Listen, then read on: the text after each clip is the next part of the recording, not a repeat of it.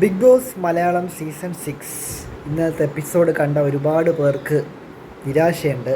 കാരണം നമ്മുടെ ജിൻഡോ നേരിട്ട ഒരു പ്രശ്നം, അല്ലെങ്കിൽ ജിൻഡോയെ ആരോപിക്കപ്പെട്ട ഒരു പ്രശ്നത്തിനെ പറ്റിയുള്ള കറക്റ്റായിട്ടുള്ള മറുപടിയോ അതിനുള്ള നടപടിയോ ഒന്നും ബിഗ് ബോസ് വീക്കെൻഡ് എപ്പിസോഡിൽ ഇന്നലെ ഉണ്ടായില്ല എന്നുള്ളതാണ് സത്യം.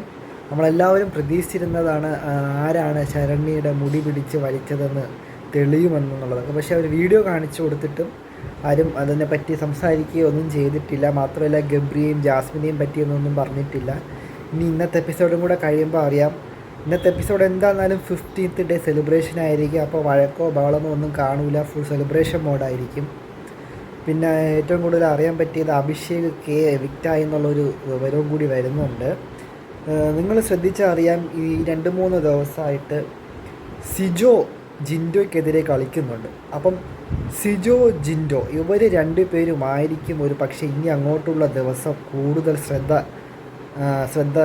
ശ്രദ്ധിക്കപ്പെടുന്നത്. ഇതുവരെ ജാസ്മിനും ഗബ്രിയുമായിരുന്നെങ്കിൽ ഇനിയുള്ള ഡേ ജിൻഡോയ്ക്കെതിരെ നിൽക്കാൻ പോകുന്നത് സിജോ ആയിരിക്കും. അപ്പം ഈ ബിഗ് ബോസ് ടീം പ്ലാൻ ചെയ്യുന്നത് ജാസ്മിൻ ഗബ്രി കണ്ടൻറ്റ് എങ്ങനെയെങ്കിലും അതിൽ നിന്ന് ശ്രദ്ധ മാറ്റുവാൻ വേണ്ടിയിട്ടായിരിക്കും ഒരു പക്ഷേ സിജോ ജിൻഡോ ഒരു ഫൈറ്റ് വരാൻ പോകുന്നത്.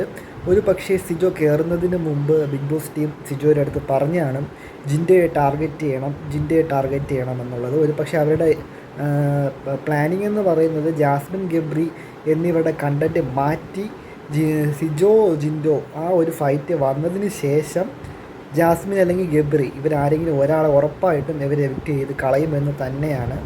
എന്ത് തന്നെയായിരുന്നാലും ഇന്നത്തെ എപ്പിസോഡ് കൂടി കഴിഞ്ഞതിന് ശേഷം മാത്രമേ എന്തൊക്കെയാണ് ഇനി വരാൻ പോകുന്നതെന്നും, അതുപോലെ നമ്മുടെ രതീഷ് ചലഞ്ചറായിട്ടാണ് കയറിയതെന്നാണ് അറിയാൻ സാധിച്ചത്.